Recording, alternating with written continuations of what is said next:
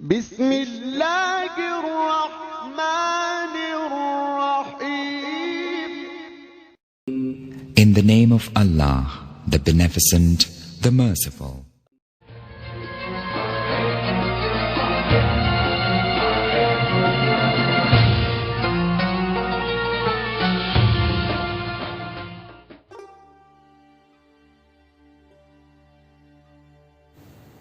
اعوذ باللہ من الشیطان الرجیم. بسم اللہ الرحمن الرحیم. الحمد للہ رب العالمین والصلاة والسلام علی رسولہ الکریم وعلی آل بیتہ الطیبین الطاہرین. اما بعد، قال اللہ تبارک و تعالی فی کتابہ الکریم. بسم اللہ الرحمن الرحیم. لکل جعلنا منکم شرعۃ ومنہاجا. ناظرین کرام، ہمارا موضوع دینی مسائل اور احکام دین ہے.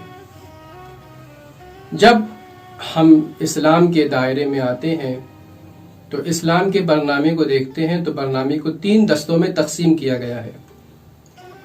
پہلا وہ برنامہ ہے، وہ دستہ ہے کہ جس کا تعلق اعتقاد سے ہے، عقائد دین سے ہے. مثلا توحید ہے، نبوت ہے، امامت ہے، معاد ہے، عدل ہے. دوسرا دستہ فقہی مسائل سے ہے جسے ہم احکام بھی کہتے ہیں.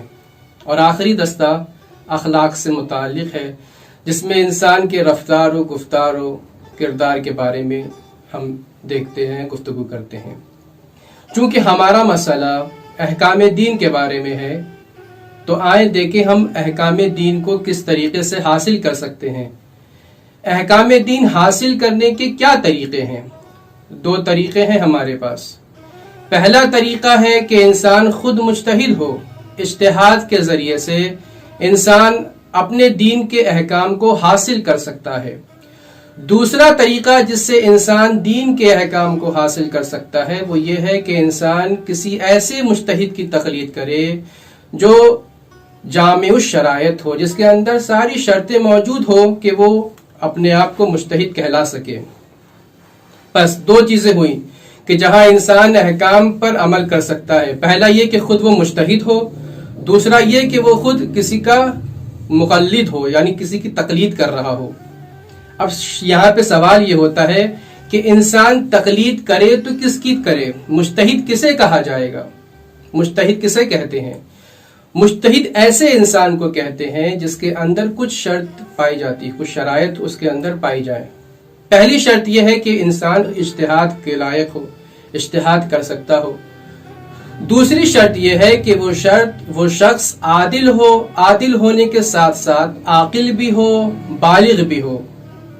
ایسا انسان جس کی ہم تقلید کر رہے ہیں اسے زندہ ہونا چاہیے، مردے کی تقلید نہیں کی جا سکتی ہے. لیکن ہاں، اگر ہم زندہ مجتہد سے اگر ہم کسی کی تقلید کر رہے تھے، اس کا انتقال ہو جائے تو ہم زندہ مجتہد کی اجازت لے کر اس کی تقلید کر سکتے ہیں.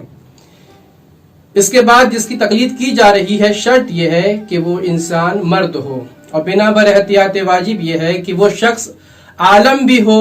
عالم ہونے کے ساتھ ساتھ یہ شرط بھی ہے کہ وہ دنیا کا لالچی نہ ہو. اگر دنیا کا لالچی ہو تو اس صورت میں ہم اس شخص کی تقلید نہیں کر سکتے ہیں یا وہ شخص مجتہد نہیں کہلائے گا.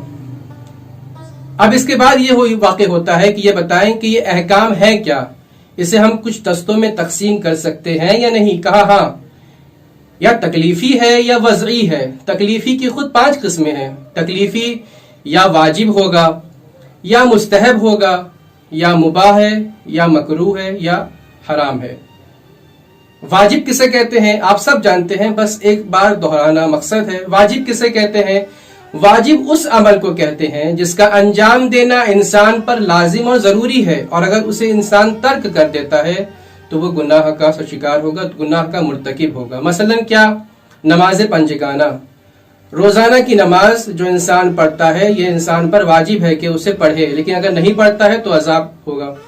اس کے بعد مستحب. مستحب کون سا عمل ہے؟ مستحب وہ عمل ہے جو خداوند عالم اپنے بندے سے چاہتا ہے، مطلوب پروردگار ہے، جس کے انجام دینے سے انسان کو ثواب ملتا ہے، اور اگر انسان اسے ترک کر دیتا ہے تو عذاب نہیں ملے گا. مثال کے طور پر نماز شب جب انسان پڑھتا ہے تو اسے ثواب ملتا ہے، اور یہی مطلوب خداوند عالم ہے۔ مباح کس عمل کو کہتے ہیں؟ مباح وہ عمل ہے کہ جس کا انجام دینا یا انجام نہ دینا دونوں برابر ہے، چاہے وہ اسے انسان انجام دے یا انجام نہ دے، دونوں مساوی ہے، نہ اس کا ترک کرنا ثواب کا حامل ہے نہ اسے انجام دینا۔ مکروہ کسے کہتے ہیں؟ مکروہ وہ عمل ہے کہ جسے انسان ترک کرے تو بہتر ہے، اور اگر ترک نہیں کر رہا ہے تو کوئی عذاب نہیں ہے۔ مثال کے طور پر انسان آگ کے سامنے نماز پڑھ رہا ہے تو اس صورت میں اس کا نماز پڑھنا اس حالت میں مکروہ ہے، یعنی بہتر یہ ہے کہ انسان آگ کے سامنے نماز ادا نہ کرے۔ حرام کسے کہتے ہیں؟ حرام وہ عمل ہے کہ جو انسان جس کا ترک کرنا ضروری اور لازم ہے، اور اگر انسان اسے ترک نہیں کرتا ہے، چھوڑتا نہیں ہے، تو اس صورت میں اس کا یہ عمل عذاب کا حامل ہوگا، اسے چھوڑتا نہیں ہے۔ تو کیا اس کی مثال دے سکتے ہیں آپ؟ جھوٹ، انسان جھوٹ بول رہا ہے تو اس صورت میں یہ جھوٹ بولنا چونکہ خداوند عالم کی نافرمانی کر رہا ہے اس لیے اسے عذاب ہوگا۔ میرا سوال آپ سے یہ ہے کہ جو میں نے 5 صورتیں بتائی ہیں، واجب، مستحب، مباح، مکروہ، حرام، کیا یہ ہمیشہ واجب رہتی ہے یا کچھ صورت میں ان واجب کو چھوڑا جا سکتا ہے؟ کیا کوئی ایسا عمل ہے کہ جو مباح تھا لیکن بعد میں کسی مصلحت کے تحت، زمانے کے اعتبار سے، مکان کے اعتبار سے، زمان و مکان بدلنے کے اعتبار سے یہ مباح چیز مستحب ہو جاتی ہے یا مکروہ ہو جاتی ہے، یا وہی مکروہ چیز جو مکروہ تھی وہ مباح ہو جاتی ہے یا حرام ہو جاتی ہے؟ سوال آپ سے یہ ہے۔ انشاءاللہ آپ کمنٹس باکس میں مجھ سے بتائیے گا کہ کون سی ایسی چیزیں ہیں جو مباح تھی مستحب ہو جاتی ہیں یا اور ایسی چیزیں۔ اس کے بعد ہم یہ دیکھتے ہیں کہ ہم جس مجتہد کی تقلید کرتے ہیں اس کے احکام کو ہم کیسے حاصل کر سکتے ہیں، کیسے ہم جو انہوں نے فتویٰ دیا ہے اسے ہم پڑھ سکتے ہیں۔ کہا انسان کچھ طریقوں سے ان فتووں کو حاصل کر سکتا ہے۔ پہلا طریقہ یہ ہے کہ خود انسان اس مجتہد سے سنے مستقیم، اس کے بعد یا کوئی ایک یا 2 عادل انسان یہ گواہی دے کہ ہاں فلاں شخص نے یہ کہا ہے، یا انسان کے پاس خود اتنا علم ہو، شناخت ہو انسان کے پاس کہ ہاں کیسے پہچانے کہ فلاں شخص عالم ہے، فلاں شخص مجتہد ہے۔ 3 راستے ہیں۔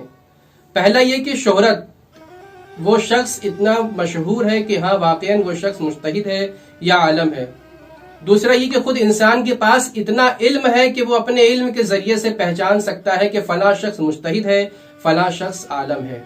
یا ایسے 2 عادل گواہی دیں۔ تیسری صورت یہ ہے کہ ایسے 2 عادل گواہی دیں کہ جن کے ذریعے سے انسان کو اطمینان ہو جاتا ہے کہ فلاں شخص عادل ہے، فلاں شخص مجتہد ہے اور فلاں شخص عالم ہے۔ ہم مجتہد کے فتووں کو کس طریقے سے حاصل کر سکتے ہیں؟ پہلا طریقہ یہ ہے کہ ہم خود مجتہد سے براہ مستقیم سنیں کہ اس کا فتویٰ فلاں فلاں ہے۔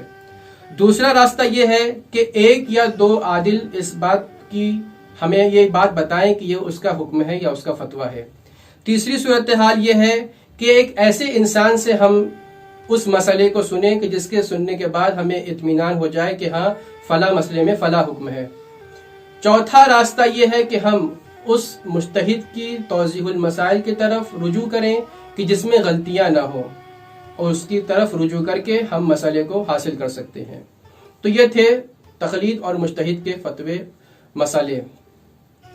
اب ہمیں دیکھنا ہے کہ جو خداوند عالم نے ہمیں خلق کیا ہے کس لیے خلق کیا ہے۔ ارشاد رب العزت ہو رہا ہے وَمَا خَلَقْتُ الْجِنَّ وَالْإِنسَ إِلَّا لِيَعْبُدُونَ، ہم نے انس و جن کو خلق ہی نہیں کیا ہے سوائے عبادت کے۔ تو عبادت کے لیے ہمیں خلق کیا گیا ہے، اور عبادت کی معراج کیا ہے؟ نماز۔ کیا ہے نماز؟ الصلاۃ عمود الدین، صلاۃ کیا ہے؟ دین کا ستون ہے۔ اب صلاۃ کو یا عبادت کس طریقے یا عبادت کی تعریف آپ کس طریقے سے کر سکتے ہیں؟ عبادت کہتے کسے ہیں؟ عبادت وہ عمل ہے، وہ کام ہے کہ جو انسان خالص نیت کے ساتھ انجام دیتا ہے اور اس کے اندر ریاکاری نہیں ہوتی ہے۔ جب عمل انسان کا ایسا ہو کہ جہاں پر خالص نیت ہو اور ریاکاری نہ ہو اسے عبادت کہتے ہیں۔ اور اس میں سب سے بہترین عبادت کون سی ہے؟ نماز ہے، نماز پنجگانہ اور دوسری نمازیں۔ اب اس میں 3 شرطیں ہیں یا 3 اس کے سٹیپس ہیں. پہلا کیا ہے؟ مقدمات نماز. مقدمات نماز میں یہ وضو آ گئے، غسل آ گئے یا تیمم. اس کے بعد مقارنات نماز. مقارنات نماز کسے کہتے ہیں؟ جب انسان نماز شروع کر رہا ہے، تکبیرۃ الاحرام سے لے کر سلام تک کی عبادت کو ہم مقارنات نماز کہتے ہیں.